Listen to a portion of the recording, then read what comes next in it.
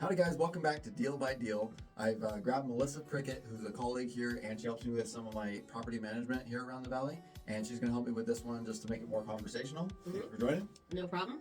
And Thanks for today's, having me. today's Deal by Deal is episode number 28 and 29, which we're combining because I purchased them both together, even though they've gone on their separate paths. I purchased them both together from the same person. Okay. So how did you come by these deals? Like, what did they reach out to you?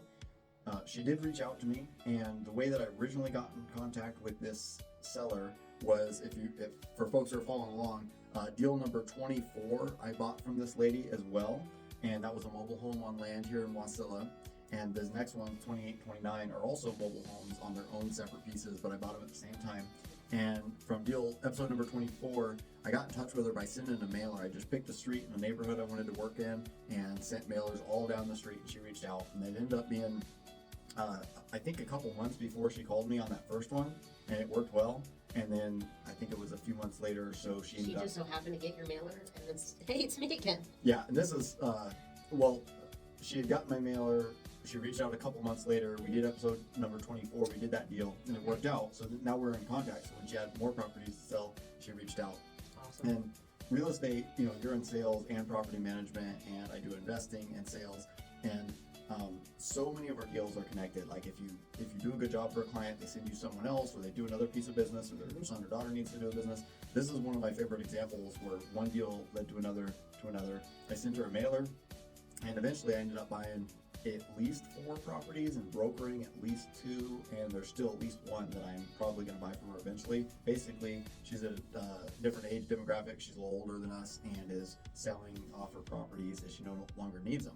And so she's still got some that she's collecting rent on, but she doesn't want to do it forever. And she's been slowly cutting down her portfolio. And for the most part, she's either been selling them to me or having me broker them. Okay, that's awesome.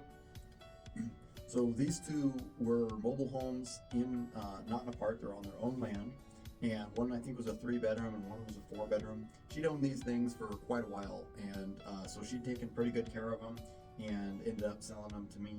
She didn't yet want to do owner finance, so she did the next one she sold to me on owner finance, but she didn't know me good enough and wanted the cash. Mm-hmm. I think the purchase price for these 2 together was $75,000 or $80,000 thereabouts. And so she just wanted cash for them. And so I ended up borrowing private money, which we talked about a lot in the show. It's basically somebody I know that lends me money secured against the property and at a fixed interest rate. Or that's how I do it. Fixed interest rate, fixed payment, secured to the property. And so on this one, on these 2, I actually partnered with my brother Nick on these 2, and we borrowed money from somebody that was an acquaintance of both of us. I think on this one we paid 10% interest. We're paying a little less right now. We paid 10% interest fixed, and our payment was like $800 a month or something like that. Okay. So we had both of them as a rental for a while, and they cash flowed really well because both of them were renting for like an average of $800 or $850. So we had insurance on top of that, and we had some maintenance and stuff, but they were cash flowing really well. Mm-hmm. People don't realize mobile homes cash flow really well. They're just more energy to manage. Right. So no real estate investing, or hardly any, is actually passive income, but some of it takes more work than others. This one, you've got tenants that might be higher need. You've got the property that is a little bit more fragile than a regular home. Right, especially in Alaska. Yeah, these things were not meant for our winters. It got -30 this winter here in town. It works further out. So -30 is pretty brutal on a mobile home that was built in the 70s or the 80s. Originally having single panes. Of course, they've had a lot of upgrades since then, but they're not really meant for this weather. So for those who are following along and haven't lived in a mobile home in a cold climate, our insulation is skirted. A lot of the southern states, they don't skirt the insulation, and I've seen places in the south where they don't even have skirting. It just kind of looks raw. Right. Ours are skirted, insulation behind them, and we've got heat trace on the well line that you plug in the winter. It's got a little thermostat on it, and it's actually electric wire that that's insulated that wraps around the well line, even down into the ground to keep it from freezing. Most of the time. Yeah, I was gonna say.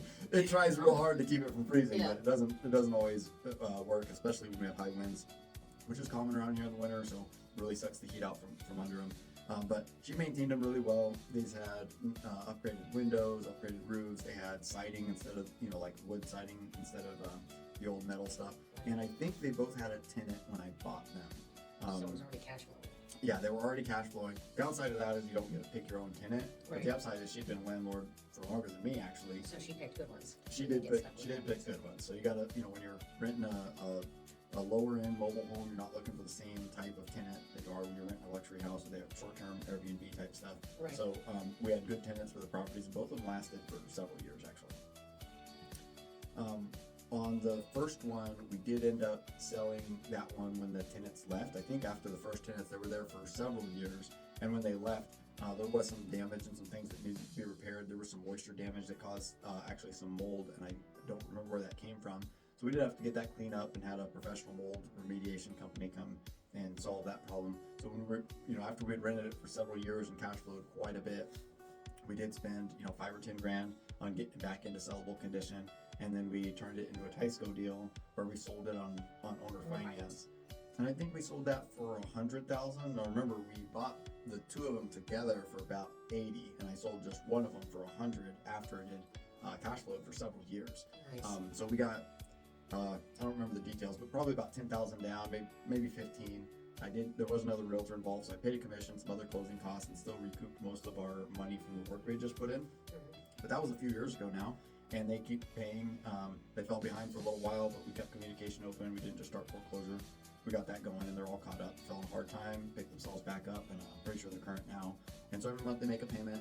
We're paying 10% interest on our loan, which we borrowed 70 or 80 or so, but only half of it was for that property. Well, we've sold it for 100 minus the down payment. We're getting 10% interest on that 80 or 85 that's left on the balance. So that one covers both of them entirely. So and so if you count them both together, the cash flow really well. That's amazing.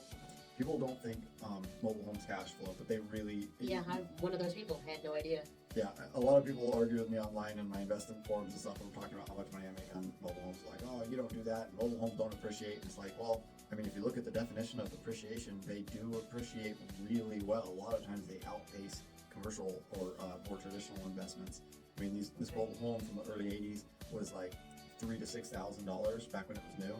But we just sold it for 100 grand. Right. And of course now it has land and well and septic, but all of that in that neighborhood might be worth 40. So you value the trailer at $50,000-$60,000, literally 10 times what it was just a few decades ago. That's pretty darn good It is. appreciation. Yeah. Especially even though we've made some upgrades, it's certainly not like new. The floor's not level anymore. Right. The plumbing's not new. Like everything is.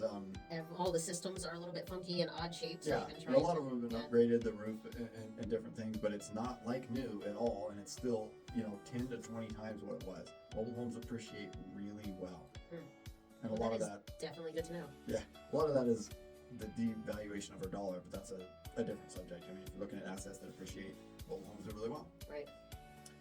And then the other part of that equation was the other mobile home that we bought at the same time. We had a tenant in that one for I don't remember what year. I'll put it in the title when I look it up. But we've owned these for several years, and the tenant swapped out only once, and they moved in another tenant. They knew somebody that was a good fit, so when the first tenant left, they moved a friend in immediately, so we never had a vacancy. And they lived there for several years and just left recently. And after all those years, there's some deferred maintenance. The carpet isn't as good, and there's some things that we need to touch up, and we're going to go through that and clean it up and sell it as a Tysco project here in the next couple weeks. Owner finance as well, or Unless somebody brings in cash, which is very unlikely. I haven't set the price on it. It's a pretty nice lot. Probably be 100 to 115. Still working. We just did a dump run, and we're going to go in there and get that all cleaned up and smelling nicer, and sell it to somebody on an owner finance. And even though we haven't advertised this literally at all, I've had 5 or more like serious buyers call me about it that I need to get back to, but I didn't want to show it until it's ready. until it's ready, right? Yeah. How do you know, or how do you set up the payments? Like, it depends on what they put down. Like, do you have a number usually in your head based on what you've already spent on the property, or? So I've generally got an idea of what I think I can get for it. Mhm. And as a realtor, we're always frustrated with their clients that if they put in an extra $10 in a property, they want an extra $10 out of it. It's like, Right. well, that's not necessarily how it works. If you put $10 in one way, you might get $20 back, but you can put in $1,000 in another way, and it doesn't make the property any more valuable. Right. So if I have to go into a project and spend a bunch of money just to get it up to par or just get it up to normal, I can't say, well, I spent 20 grand on this, I need to get 20 grand down. It's like, well, no, the market will bear what the market bears. Right. And being in the market every day and buying and selling and helping clients buy and sell fixer properties and mobile homes and other investments, I've got a pretty good finger on the thermometer of what the market will bear. So I've got that in the back of my mind. But the other thing is, I don't want to necessarily tell people exactly what I'm looking for a down payment, because if they have more money, I don't want to leave that on the table. Right. If I happen to think that I can get 20,000 down for down payment on a property, somebody calls and says how much down, I don't want to be the first one to say $20,000 because they might have 40 in some cases. So I would say something along the lines of, well, it's negotiable as long as it's reasonable. What do you have to work with? And sometimes they're guarding their cards close too.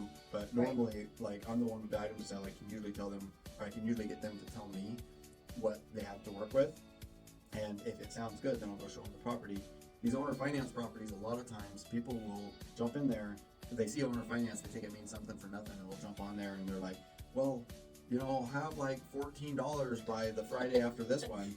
And you laugh because it is hilarious, but I'm also not joking. I mean, we get those calls. That's like even funnier. every single time we list. I probably get 50 to 100 inquiries, and maybe 5 of them are serious, and 1 is serious enough to buy it. That has what I Yeah, want. I know with 2 that you have now, we've had people offering like 5,000 or 10,000, and it's Yeah. just not. And 10,000 is real money, Right. and it's not even a horrible deal for me necessarily, unless I think I can get 15 or 20 or 30. Right. But a lot of people, they see owner finance, and it is possible to buy something with 0 down payment on an owner finance. I've done it myself, but it doesn't make sense for me to do it in most circumstances, especially for somebody that's like struggling and literally doesn't have any money. Right. Putting them into a home, like what if the furnace goes out next week? You know, Right. what if they get a flat tire and then they can't pay me because they have to buy a tire? That's not the type of owner finance buyer that I want to be beholden to, because at the end of the day, this is how I feed my family. Exactly. Right. And so if they get a flat tire and it comes out of, you know, all of a sudden they can't pay me, you know, then that's kind of coming off of my plate. And I've got a family too. This is what I do for 60 or 80 hours a week. So when you're structuring these deals, you put that in mind, and put something up where you know that you're getting majority of the value of the home or of the mobile home up front, right? Not a majority, but enough to feel like the buyer has skin in the game, Okay. and I want to look at their income and make sure that that's enough. I've had people call me. Sometimes they've got a chunk of money from who knows where, an inheritance or some sort of dividend, right? So somebody's got a chunk of money that looks good, and they're like, "Well, I want a fixed income, and I'm making $1,400 a month on my fixed income, but I've got a good down payment, and the payment that I want on that one's like, you know, $1,000 or $1,100." And like, "Oh, that's plenty because I make $1,400." And then I'm thinking, well, the difference there is, you know, $300 or $400. Right. And $300 or $400 doesn't go very far at the grocery store these days. And if they're like, "Oh, I'm really cheap and I'm really frugal," it's like, okay, that's great. But again, what happens, not if, but when your car breaks down? Right. Not just on the house. Like, as soon as the boiler goes, now I'm foreclosing on somebody on a fixed income because they can't afford to fix the boiler. What am I going to lend them more money? That's not how Right. That's a horrible idea. I don't want to set people up for failure. Right. And people have gotten mad at me about that before. They're like, "Look, I clearly have enough money." I'm like, "You have enough money until your first flat tire, and then your flat tire is my problem." Right. I gotta go home and tell my wife, my family, why the money that I said was gonna be there isn't there, because I made a decision to go into business, which is what you're doing when you Knowing want to there could finance be an something. issue, right. Like, I've chosen to take a chance on somebody. I love giving people second chances. We got a lot of owner finance as far as like bad credit. That's fine. But if they don't have enough money that I'm comfortable them making the payment, then I'm setting myself and them up for failure. I don't want to. If they spend all of their money on the down payment and they can't make the payments, they end up losing that. Right. And that's not, you know, I foreclose occasionally when I have to, but that's not the business that I'm intending to be in. Right. You know, that's like, And that's the main difference between for sale by owner and owner finance. That's the way I look at it anyway. I think owner finance, there's more of a safety net for the buyer as well as the person. You're making money and they're having I think there's a better deal that way and it's structured better.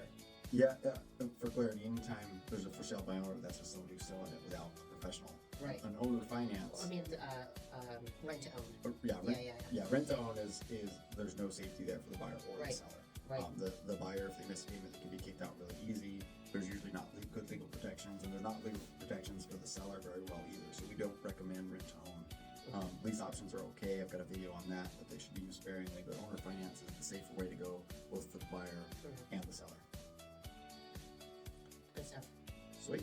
So I appreciate you joining me today on this one. Yeah. Episode 28 and 29, because we did the two deals. I was gonna wait until we got the other one sold there, but figured we'd lump them together because I bought them together. And as we sell these, I borrowed money to purchase them both. We haven't paid back yet, and so when we sell them, we do a wrap mortgage to wrap up that one. So we don't actually pay off our investor when we sell these, but we make sure that they wrap the property with a larger amount on the second note. More to that, but I've got some videos on wraps and assumptions and stuff too. So anyways, thank you very much. Yeah, absolutely. Appreciate the time. And if you're interested in cool real estate transactions, check out my other videos on this Deal by Deal series. Thank you. If you guys have any real estate needs whatsoever, please reach out. In the meantime, please like, subscribe, share, follow, comment, and you can find me on any of these other places that you enjoy your content. So thanks very much. Really appreciate it.